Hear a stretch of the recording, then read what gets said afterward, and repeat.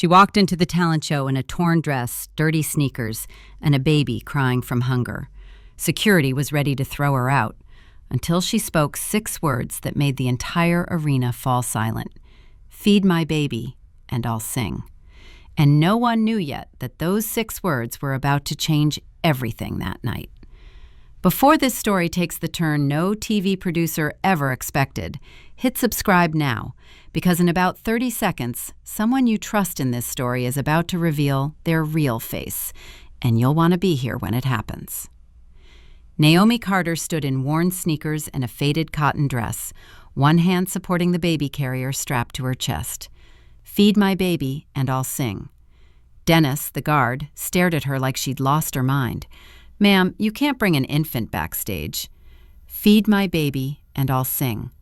She said it slower this time, meeting his eyes with quiet steel.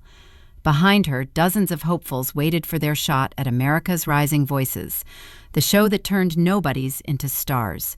3 Grammy winners, a dozen platinum albums. Tonight was Memphis auditions. Dennis reached for his radio. Naomi didn't move. 7-month-old Ariel slept against her chest, wearing a onesie Naomi had washed by hand that morning in a laundromat sink. "I need a supervisor to Corridor B." People behind Naomi started filming. She felt the familiar heat crawling up her neck. 29 years of being watched, judged, and found wanting. "I registered 6 weeks ago. Confirmation number 47289B. "You didn't mention a baby on the form." The form didn't ask. A woman appeared. 30s, clipboard, headset, name tag, Jessica. "She wants to audition with an infant," Dennis said. Jessica's eyes moved from Naomi to the baby to the growing crowd of phones. "We have liability concerns. Nothing's going to happen to my baby." "The regulations. Feed her. Give me 20 minutes. I'll sing. That's the deal."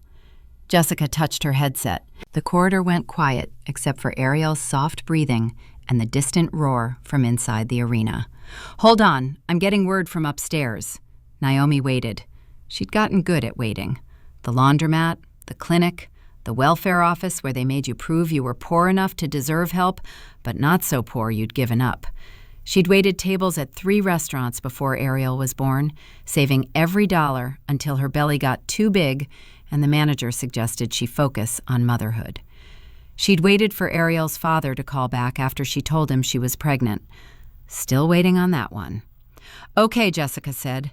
"Ariana Blake wants to meet you." That changed everything. Ariana Blake was the show. 5 seasons hosting, 30 million followers, a smile that could launch careers. When Ariana Blake wanted something, it happened. They moved through corridors that smelled like industrial cleaner and ambition. Naomi had been in this building once before, 7 years ago, 22 and naive. A producer named Marcus Vance had promised her the world if she just trusted him, signed here, came to his studio after midnight when rates were cheaper. She'd trusted him, signed, gone to the studio. What happened next was why she'd stopped singing for 7 years. "In here," Jessica said. Ariana Blake looked up from her phone. Even without makeup and stage lighting, she had that gravitational pull that made you want to impress her. Jeans, blazer, diamond studs that probably cost more than Naomi's dead car. "Hi, honey, what's your name?" "Naomi Carter." "And this beautiful baby?" "Ariel." Ariana moved closer, softening at the edges. She looked at Ariel's sleeping face, then at Naomi. "Security said you're asking for something unusual." "I need someone to feed her while I audition. She takes a bottle. I have formula in my bag. She'll be hungry in 20 minutes and she gets fussy. I can't sing while she's crying." Naomi paused. "But I can sing. I promise you I can sing." Ariana studied her. The room held its breath. "Where's her father?" "Not in the picture." "Family?" "It's just us." "And you came here tonight because—" Naomi met her eyes. "Because I have a voice that deserves to be heard, and a daughter who deserves to see her mama be more than scared and broke and tired all the damn time. In that order." Something flickered across Ariana's face. Recognition. Or respect. She turned to Jessica. Get me Ellen from Hair and Makeup. She's got 3 kids. She'll know what to do. And tell legal this is happening, whether they like it or not. I'll sign whatever waiver they need." Jessica hesitated. "Ariana, the judges might object. Then I'll handle the judges. This is my show, isn't it?" 10 minutes later, Ellen held Ariel backstage, warm-faced woman with kind eyes. Ariel had woken up and was grabbing at Ellen's necklace with baby determination.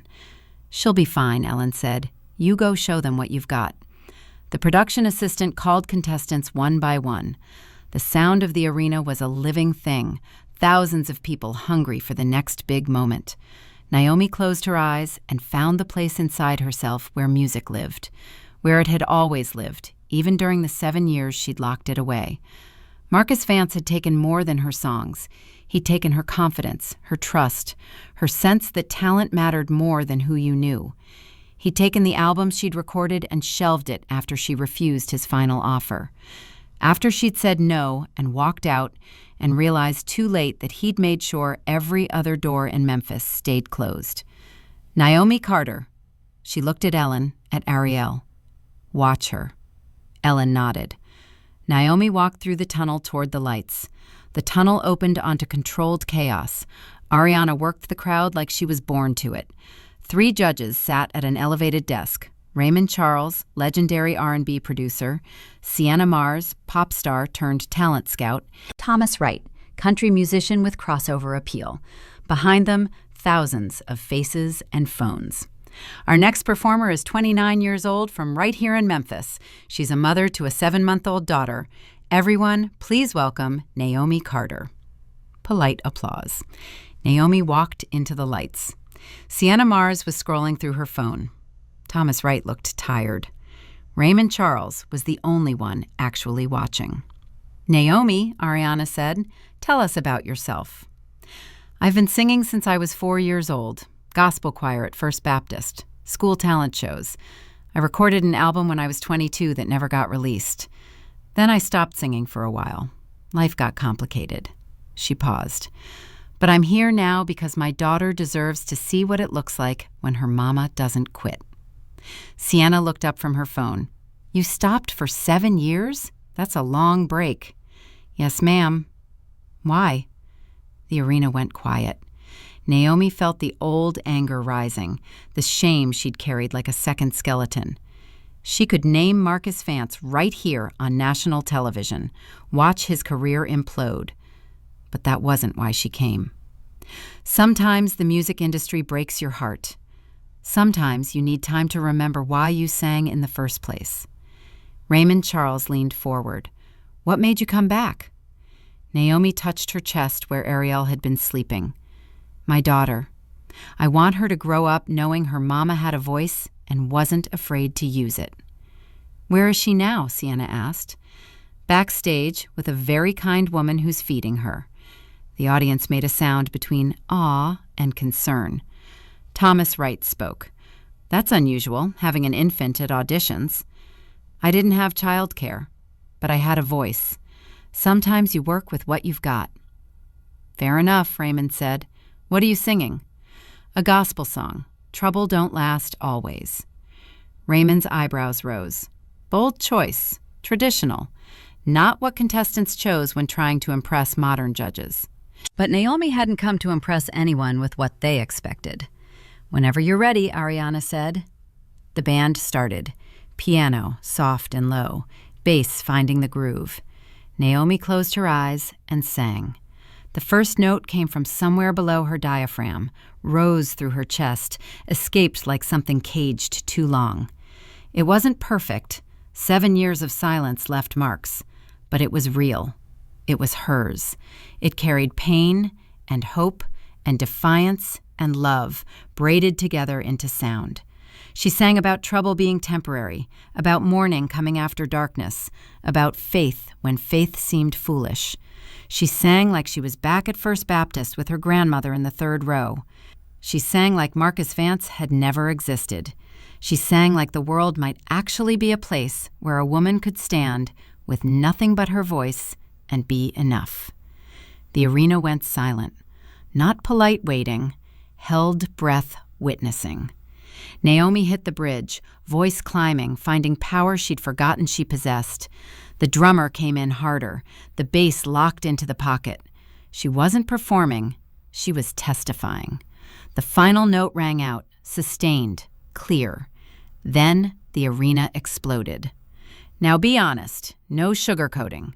If you were holding your baby in your arms, with no money, no support, no guarantees, would you still walk onto that stage? Could you fight as fiercely as Naomi did? Share your answer in the comments, and make sure to like and subscribe. This story is only just beginning. People on their feet, screaming, crying, holding up phones. Raymond Charles stood, applauding. Sienna Mars had tears running down her cheeks. Thomas Wright was shaking his head in disbelief. Ariana had her hand over her mouth. "Naomi Carter," Raymond said over the crowd. "That was one of the most powerful auditions I've heard in 5 seasons. Where did that come from?" "From needing it to be real, sir." "It was real. It was honest. It was church." He looked at the other judges. "I'm a yes." Sienna nodded, wiping her eyes. "Absolutely yes. You made me feel things I didn't think reality television could make me feel." Thomas smiled. 3 yeses. Welcome to callbacks. The audience roared. Naomi felt something crack open inside her chest. She started to cry. Ariana came and hugged her while cameras caught every second. "You're going to Hollywood," Ariana whispered, "and we're going to make sure you have everything you need. Childcare, housing, support." Naomi pulled back. "I don't want charity." "It's not charity. It's investment." Backstage, Ellen appeared with Ariel. Naomi took her daughter, held her close, breathed in that baby smell of formula and lotion. Jessica appeared, talking about transportation to Hollywood, housing arrangements, the next round in 2 weeks. "I need to find someone to watch Ariel. I can't leave her." "The show will cover childcare, professional nannies, vetted and background checked." "I don't know if I can afford." "It's covered," Ariana insisted. Something wasn't sitting right. It felt too easy, too smooth, like the last time someone promised to take care of everything. "What's the catch?" Jessica hesitated. "Your story is compelling. The single mother, the comeback, the raw talent. That's gold for our narrative. We'd want to feature your journey prominently." There it was, her pain for their ratings. "I'm not here to be a sob story." "That's not what we're asking. We want people to see the real you, the woman we saw on stage tonight. America will connect with that." "And if I just compete and keep my private life private?" Jessica's smile tightened. "Of course, that's your choice.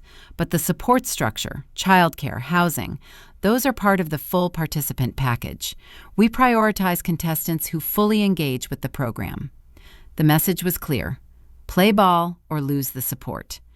Naomi looked down at Ariel making happy baby sounds, 7 months old. No father, no family, no safety net except what Naomi could build with her own hands and voice. "I'll think about it. First callback is in 13 days. We need an answer by Monday." "You'll have it." Outside, Memphis air hit her face, thick and warm at 11 at night. She'd taken 2 buses to get here, would take 2 buses home, holding Ariel the whole way.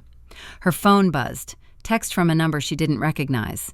"That was you on Rising Voices tonight. Looked good up there. Proud of you. M." Her stomach dropped. Marcus Vance. She'd blocked his number 3 years ago. He'd found a new one. The text was casual, friendly even, but Naomi knew better. She deleted it, blocked the number, held Ariel tighter. The bus carried them home through streets that knew all their secrets. The apartment was dark. Lisa's car wasn't in the lot. Naomi climbed the stairs, unlocked 2 deadbolts, stepped into the living room that doubled as Ariel's nursery. Crib in the corner, diapers stacked on a shelf, a mobile with dancing elephants. She laid Ariel in the crib, changed her diaper, kissed her forehead. "We did it, baby girl. We got our shot." Her phone buzzed. Another text, different number. "Don't ignore me, Naomi. We need to talk about what happened tonight." Marcus was escalating. She thought about blocking this number too, but what was the point? He could get new numbers forever. She called Pastor Williams from First Baptist, the church she'd grown up in, where her grandmother had made her promise to always use her voice for good. He answered on the 6th ring. "Naomi Carter. Lord, child, I haven't heard from you since your grandmother's funeral." "I know, Pastor. I'm sorry." "What's on your heart?" She told him everything. The audition, Hollywood, Marcus reaching out, the choice she was facing. "You asking me what to do?" he said when she finished.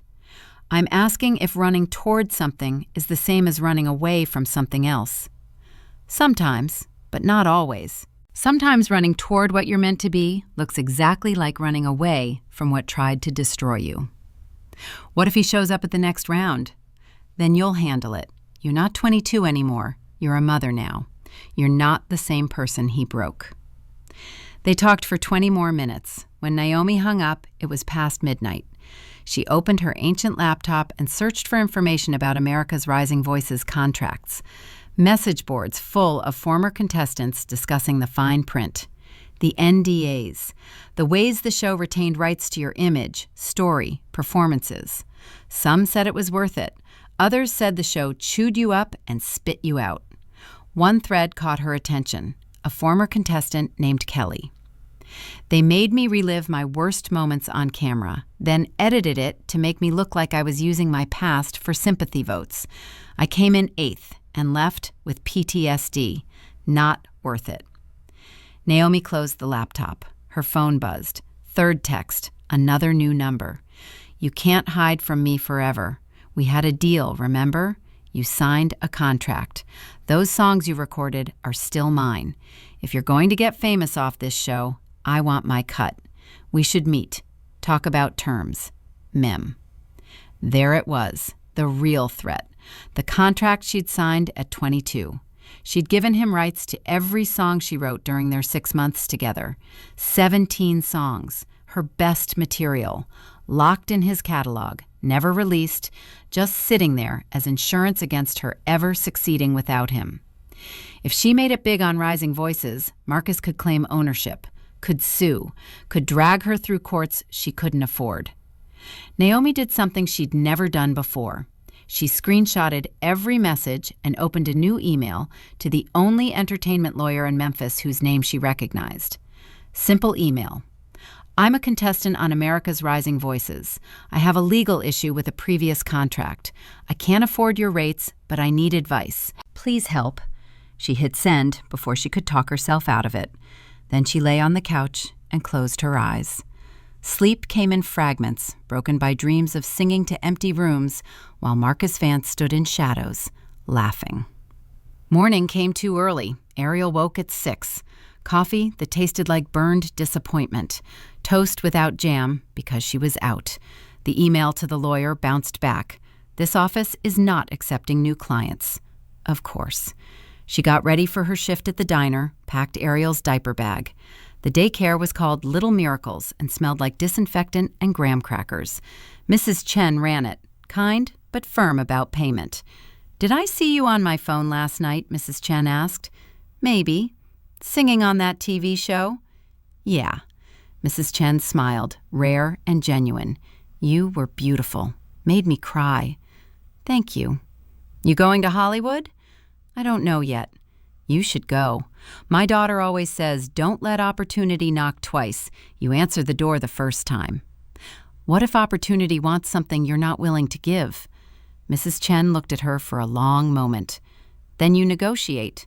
Everything in this life is negotiation." The diner was called Maxine's. Naomi had worked there 8 months. Today was breakfast rush. Her feet would hurt by noon. Her back would ache by close. "Heard you on TV last night," said Marcus the cook. Different Marcus, 60 years old with tattoos up both arms. Sounded good.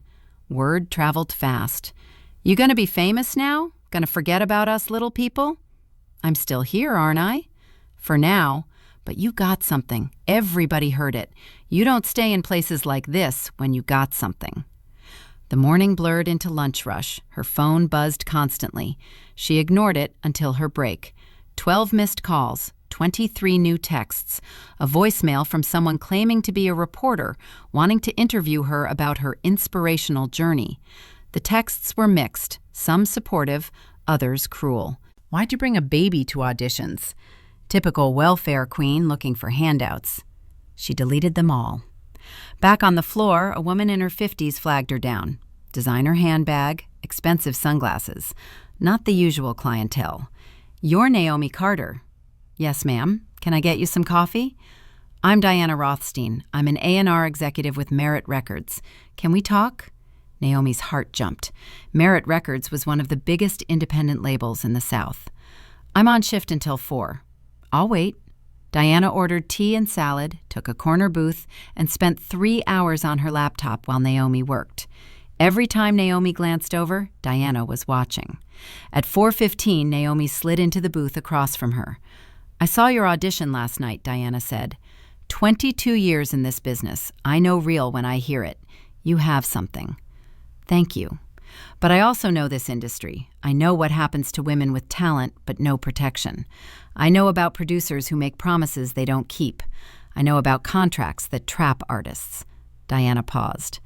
"I looked into your history. I found the contract you signed with Marcus Vance 7 years ago." Naomi went very still. "How did you—" "Public record, copyright filings. He still owns those 17 songs. If you succeed on Rising Voices, he can make a claim. And knowing Marcus, he will." "You know him?" "I know of him. He's done this before. Finds talented young women, gets them to sign away their work, then shelves everything so they can't move forward without him. It's legal, barely, and it's disgusting." "Why do you care?" Diana leaned forward. "Because I'm building a label that actually develops artists instead of exploiting them. Because I have a daughter your age and I'd want someone to help her.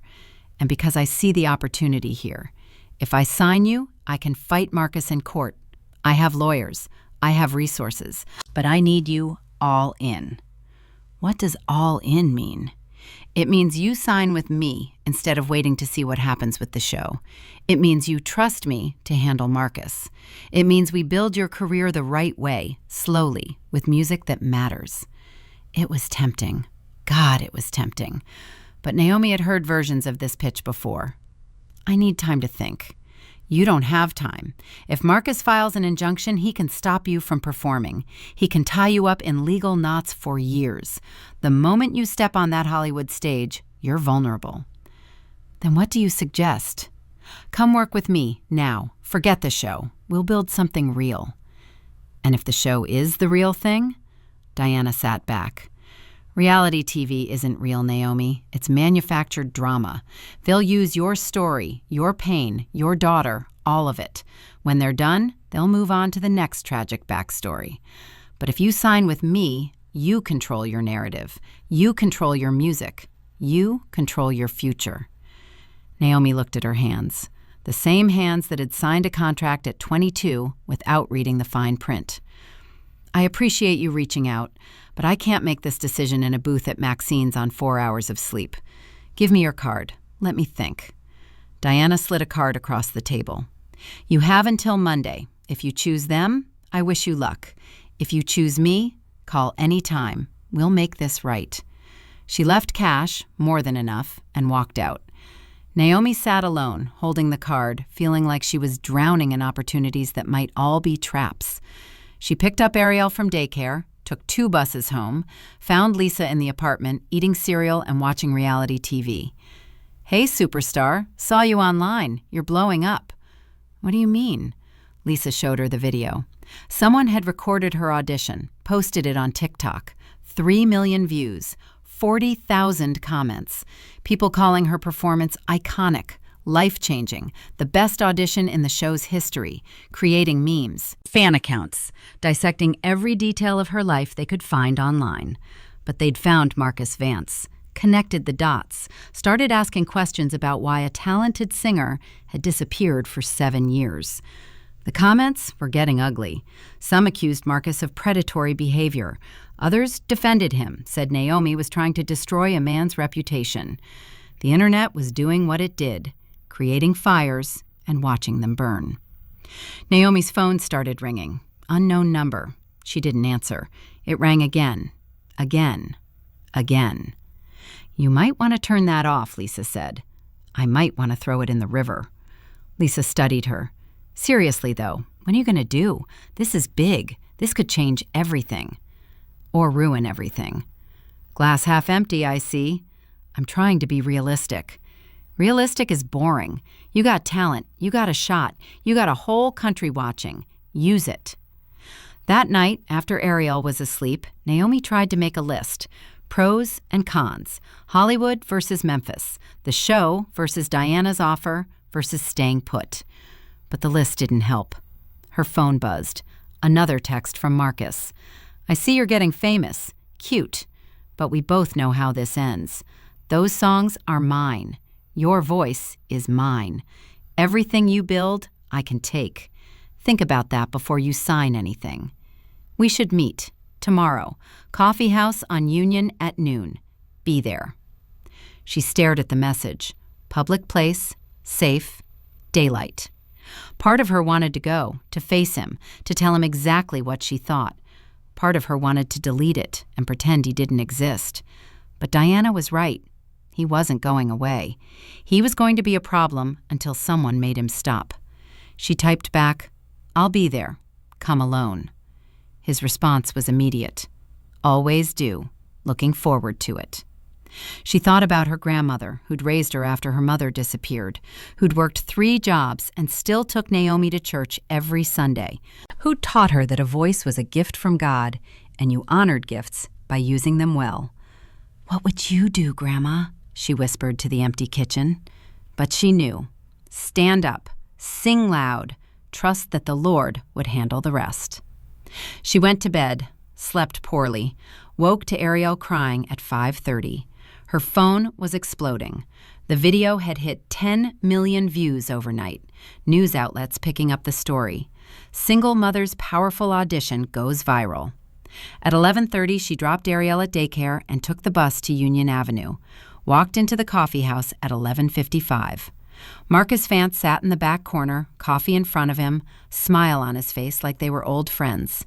He'd aged, more gray, lines around his eyes, but he still had that air of someone who believed he deserved everything he wanted. "Naomi, you look good. Motherhood suits you." She didn't hug him, didn't shake his hand, just sat across from him and met his eyes. "Let's skip the small talk. What do you want?" "Direct. I like that. You've grown up." "Marcus." "Fine. I want what's mine. You signed a contract. Those songs belong to me. If you're going to use this television exposure to launch a career, I deserve compensation." "You shelved those songs for 7 years. You didn't try to release them or do anything with them. You just buried them so I couldn't use them." "That's my right as the copyright holder." "It's petty and cruel. It's business." He sipped his coffee, enjoying this. "But I'm reasonable. Give me 50% of anything you earn from the show or subsequent deals, and I'll grant you a license to perform those songs." 50% is robbery. 50% of something is better than 100% of nothing, which is what you'll have if I file an injunction and stop you from performing. Rage built, hot and dangerous. "You'd really destroy my chance out of spite?" "Not spite, self-interest. I invested in you 7 years ago. You walked away. Now you want to profit from work we did together without compensating me? That's not how this works. You told me you believed in my talent. You said you wanted to help me succeed. All of it was a lie. You just wanted to own me." Something flickered in his expression.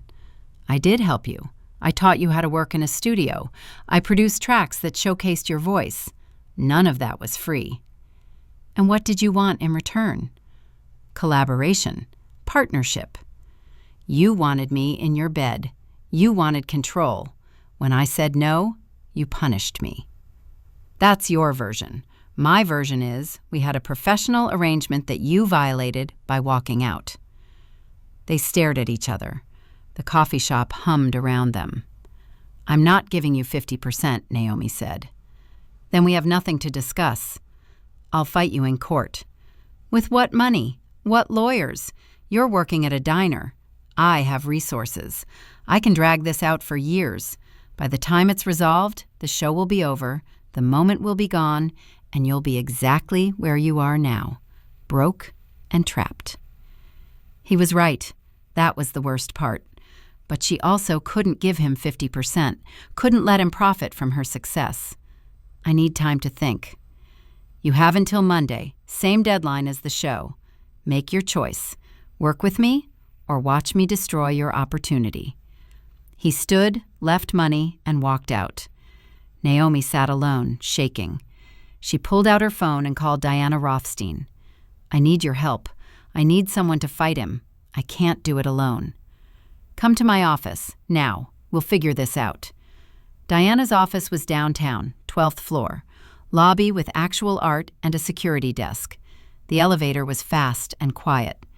Diana's assistant offered water and showed her into a conference room overlooking the Mississippi River. Diana entered with a man in his 50s, salt and pepper hair, expensive suit. This is Bernard Clayton, best entertainment lawyer in the South. I called in a favor. He's going to help us.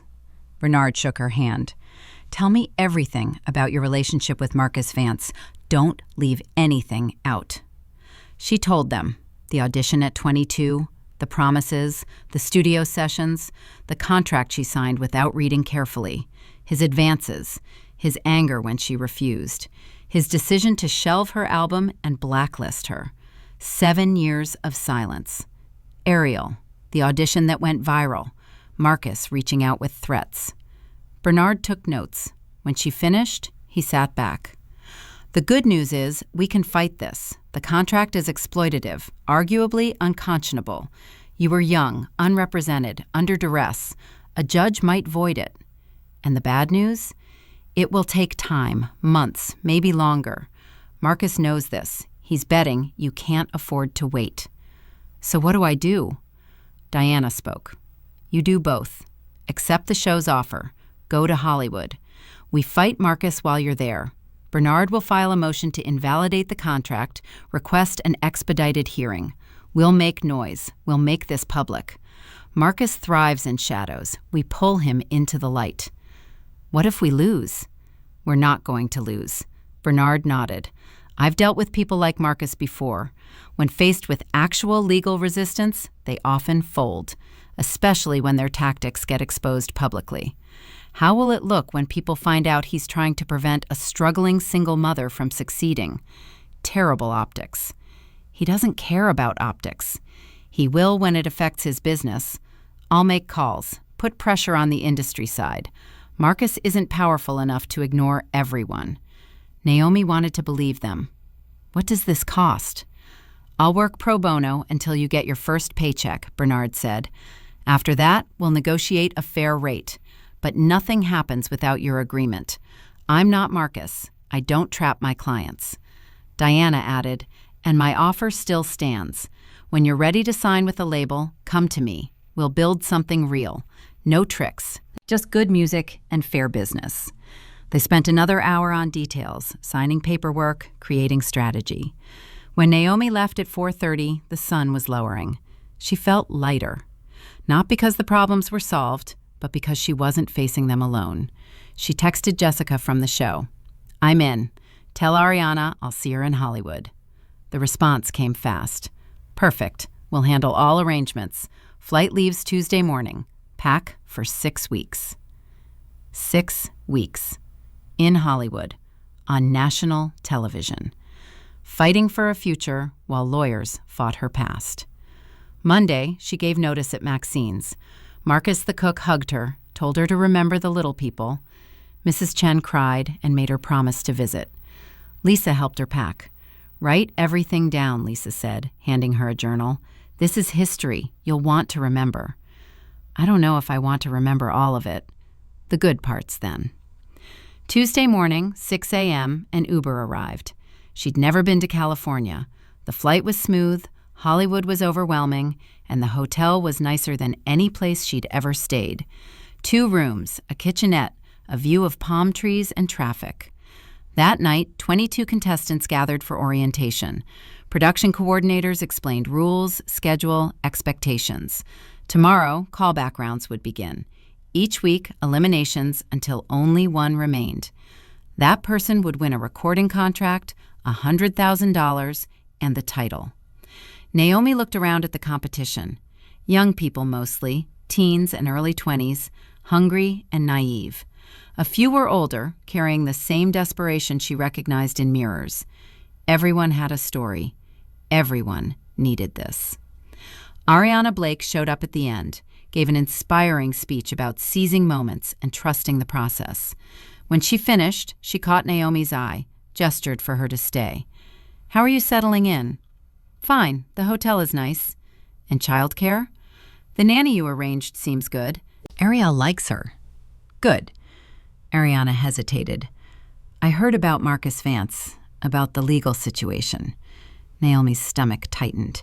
"How did you—" "I make it my business to know everything about my contestants, especially the ones I'm personally invested in. Will this affect your ability to perform?" "No, I'm handling it." "Are you sure? Because if Marcus tries to disrupt production or causes drama, it becomes my problem." "I have lawyers. They're filing paperwork. Marcus won't be an issue." Ariana studied her. "I believe you, but understand something. This show is about discovering talent, yes, but it's also about telling stories. Your story, the single mother, the comeback, the fight against a predatory producer. That's compelling television. People will root for you. But that means scrutiny, cameras and interviews and people digging into your life. Can you handle that?" "I came here to sing." "Nothing about this is just singing. This is performance art, selling yourself as much as your voice. The judges, the audience, America, they need to fall in love with you. That requires vulnerability, openness, trust." Naomi felt the trap closing. "What do you want from me?" "I want you to let people see who you really are, not just the polished performer, the mother, the survivor, the fighter. That's what makes you special. That's what will make you win. And if I don't want to be that exposed, then you'll have a harder time connecting with voters. And this show lives and dies on audience votes." Silence. Outside, Hollywood traffic hummed. "I'll give you what I can," Naomi said, "but I'm not performing my trauma for ratings. There's a line." "Fair enough. Just remember, the line is different for everyone, and sometimes crossing it is how you get to the other side." The first callback round filmed Wednesday. Contestants performed solo, 2 minutes maximum, judges' feedback, immediate results, stay or go home. Naomi drew slot 14. She'd chosen Stand Up for this round, a gospel-influenced R&B song she'd written at 22. One of the 17 songs Marcus technically owned. Bernard had advised her to perform it anyway, challenge his claims publicly, make him sue you on national television. See how that plays out. The contestant before her, a 19-year-old from Atlanta named James, got through easily. Naomi waited in the wings, Ariel strapped to her chest, because the nanny was sick and there was no one else. Production had protested, but Ariana had overruled them. If she can sing with a baby, let her. "Naomi Carter." She walked into the lights. "Naomi," Raymond Charles said, "you brought your daughter this time." "The nanny is sick. I didn't want to miss my slot." Sienna Mars smiled. "I respect that. What are you singing?" "A song I wrote called Stand Up. It's about fighting when you're tired, about getting back up when the world knocks you down." Thomas Wright glanced at his notes. "This is one of the songs involved in the legal dispute with Marcus Vance?" The question hung there, camera zooming in.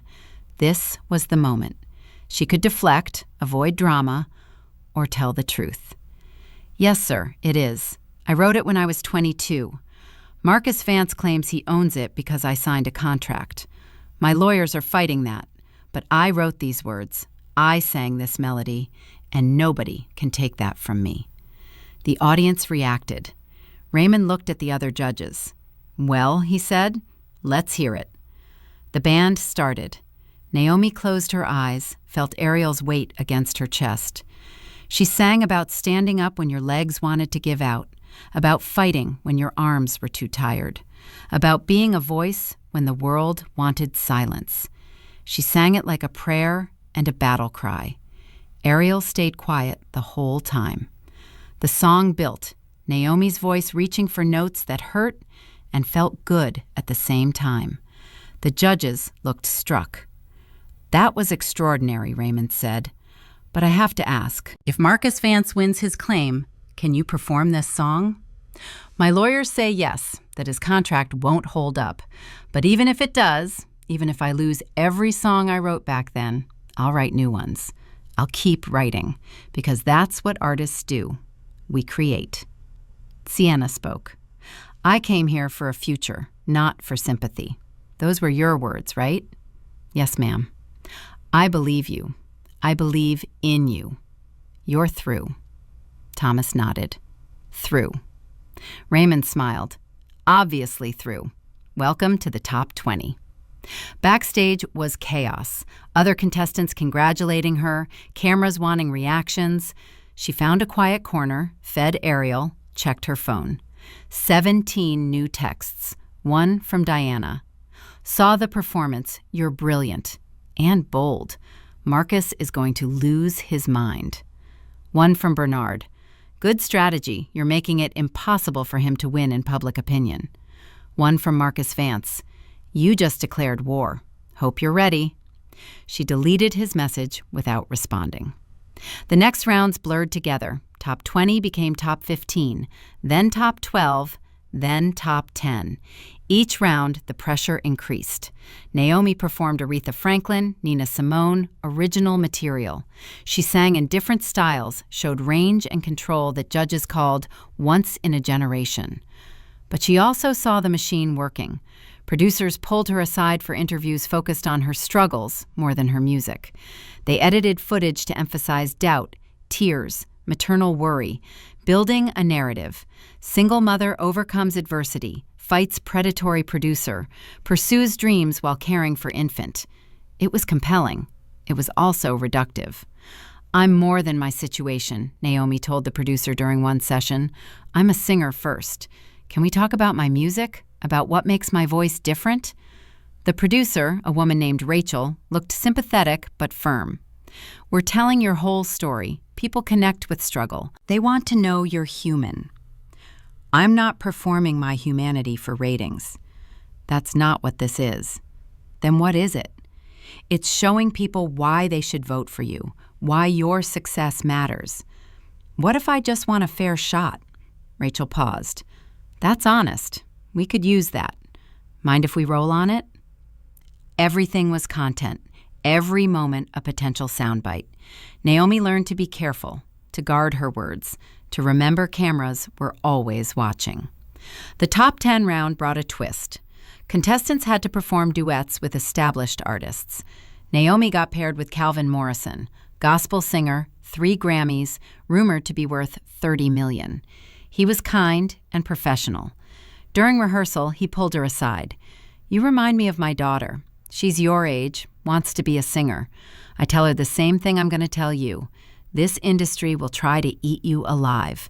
Don't let it. Keep your core. Know who you are when the lights are off." How do you do that? By remembering that God gave you the voice, not the producers, not the audience, not the judges. God. So you sing for Him first. Everything else is just noise. They performed "Oh Happy Day" together, his bass and her soprano weaving like they'd sung together for years. The audience went wild. Standing ovation. Both were through to the top 8. But that night, back at her hotel with Ariel, there was a man waiting in the lobby. Expensive suit, slicked back hair, smile that didn't reach his eyes. "Ms. Carter, I'm David Brennan. I represent Marcus Vance." Her heart dropped. "I have lawyers. Talk to them." "I'd prefer to talk to you. This doesn't have to be ugly. Marcus is willing to settle. 25% of your earnings, a public acknowledgement of his role in your development, and he'll grant you license to perform the songs. That's generous." "That's extortion. That's business. You're getting famous. Your lawyers are good, but legal battles take time. By the time this is resolved, the show will be over. Your moment will have passed. Marcus is betting you'll settle rather than risk losing everything." "Tell Marcus I'd rather lose everything than give him a penny." David's smile faded. "Be smart. You have a daughter to think about." Don't you dare bring my daughter into this. I am simply noting that your decisions affect more than just you. Think about her future. Think about security. Think about whether pride is worth poverty. Get out. Ms. Carter, get out. He handed her a card. Call me when you're ready to be reasonable. She watched him leave, then called Bernard. He answered immediately. He's pressuring you because we're winning. The judge agreed to an expedited hearing. We're on the court calendar for next week. Marcus is panicking. Doesn't feel like we're winning. Trust me, we are. Don't take any more meetings with him or his lawyers. All communication goes through me. Understood? Understood. She hung up, checked on Ariel, sleeping in her crib, tiny chest rising and falling with perfect trust. Naomi wished she could borrow that certainty. The top 8 round changed format. Now audience votes mattered. Each performance followed by real-time voting, results announced at the end. No more safety, just America deciding. Naomi drew first slot. She chose A Change Is Gonna Come, Sam Cooke's masterpiece. Risky, choosing something so iconic, but she felt it in her bones. This song was about waiting for something better while surviving something worse. That was her whole life. Before she went on, Ariana found her backstage. I heard about Marcus's lawyer. Are you okay? No, but I'm here. That's all we can ask. Ariana paused. The producers are discussing whether to include this in the show. The legal drama, the settlement offers. It's compelling television. I don't want it included. I understand, but I have limited control over editing, and they're arguing this is newsworthy, part of your journey. It's my life, not content. I know, and I'm fighting for you, but I need you to understand the position. This show doesn't exist without drama, without stories that make people care. Your fight with Marcus makes people care. Naomi looked at her.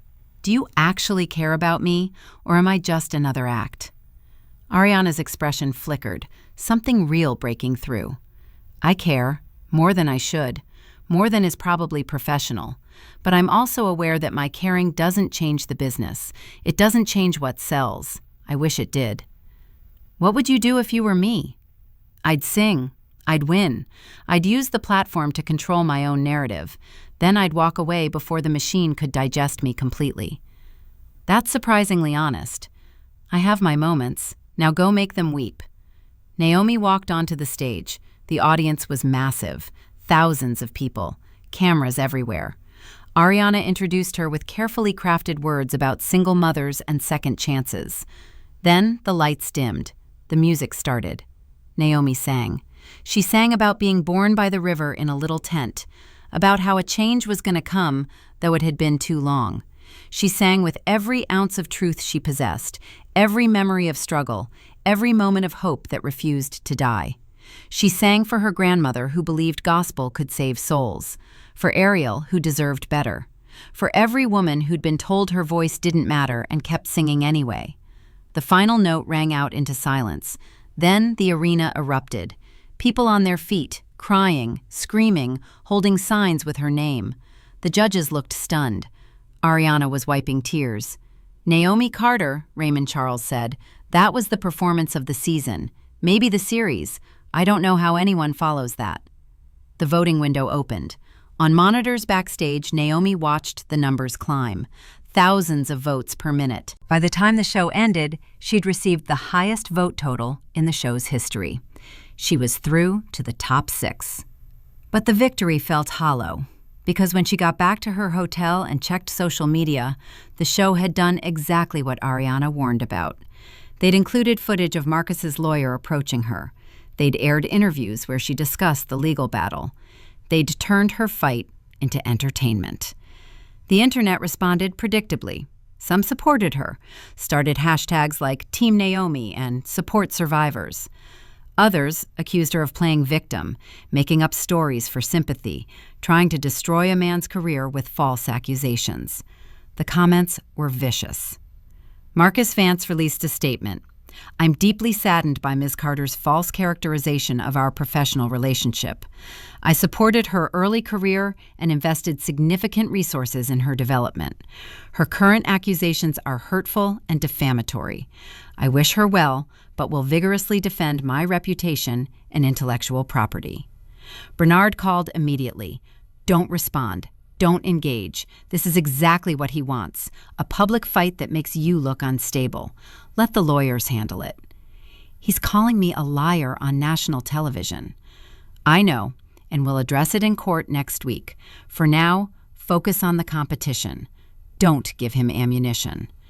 Naomi wanted to scream, but Bernard was right. The rounds continued, top 6, then top 3, then the finale. Naomi's opponent was Caleb Jefferson, 20 years old, from Nashville, voice like honey, stage presence that made cameras love him.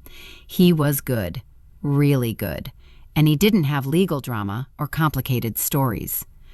The finale format required 3 performances: judge's choice, opponent's choice, and winner's song. Caleb went first, sang beautifully, charmed the crowd. Then Naomi. For judge's choice, Raymond had selected Natural Woman. Naomi sang it with fierce femininity and strength. For opponent's choice, Caleb had chosen Stand Up. The song tied up in disputes with Marcus. Strategic, forcing her to confront the controversy on the biggest night. But Naomi saw it differently. Caleb had just given her a platform to reclaim her creation in front of millions. She sang Stand Up like it was the first and last time she'd ever perform it, like Marcus Vance was watching his control evaporate in real time, like every person who told her she wasn't good enough was being proven wrong. The arena shook when she finished. For the winner's song, she'd chosen an original, something she'd written in the hotel over 6 weeks, something that had nothing to do with Marcus Vance or proving herself, something that was just true. The voting window closed. Ariana appeared on stage, envelope in hand. America has voted. We have a winner. The pause felt eternal. Cameras cut between Naomi and Caleb. Ariel made a small sound in the wings. Naomi felt her heart pounding. The winner of America's Rising Voices and your newest rising voice, Naomi Carter. The arena exploded. Confetti fell. Caleb hugged her, gracious. The judges rushed the stage. Ariana was crying. The nanny brought Ariel out, and Naomi held her daughter while wearing a crown and standing in a spotlight that felt like being inside a star. You have one final performance, Ariana said. Your winner's song. Take all the time you need. Naomi stood center stage, Ariel against her chest, and began to sing. The song was called Feed My Baby. It was about everything the past 6 weeks had been, about being a mother, about fighting, about refusing to let circumstances define limits, about showing up broken and scared and doing it anyway, because giving up wasn't an option when someone depended on you. She sang the chorus, Feed my baby and I'll sing, I'll give you everything I've got. Feed my baby and I'll sing, I'll show you I'm more than you thought. I came here with empty hands and a voice that needed space. Feed my baby and I'll sing, and I'll win this goddamn race. The audience roared, the judges stood. The moment felt bigger than winning. It felt like vindication, like proof that maternal love and artistic ambition weren't contradictions, that you could be both soft and fierce, both vulnerable and strong. When the song ended, when the show cut to commercial, when the cameras finally stopped, Naomi collapsed in a chair backstage. Ariel babbled happily, unaware that their lives had just changed completely. Bernard called. I have news. The judge ruled this morning. Marcus's contract is void, unconscionable, exploitative, unenforceable. You own all 17 songs. He has no claim to your music, your earnings, or your future. It's over. Naomi started crying. Couldn't stop. Didn't want to. Diana called next, offered a recording contract with fair terms. Ariana appeared, hugged her, whispered, You did it. You actually did it. But the moment Naomi would remember most came later, after the celebration, after the interviews, after returning to the hotel at 2 a.m. She laid Ariel in the crib, watching her sleep, and felt something shift inside her chest. She'd come to Rising Voices thinking she needed permission to sing, to succeed, to be more than circumstances suggested possible. But the truth was simpler. She'd never needed permission. She just needed to believe she was worth fighting for. The next day, headlines across entertainment sites. Naomi Carter wins America's Rising Voices in stunning upset. Single mother's journey captivates nation. Marcus Vance contract voided. Singer's future secured. But Naomi didn't read the headlines. She was too busy packing for Memphis, for the apartment where this all started, for the life she was about to transform. She'd signed with Diana's label. Bernard was handling residual legal issues. The prize money would cover childcare and rent and security for the first time in Ariel's life. Lisa called.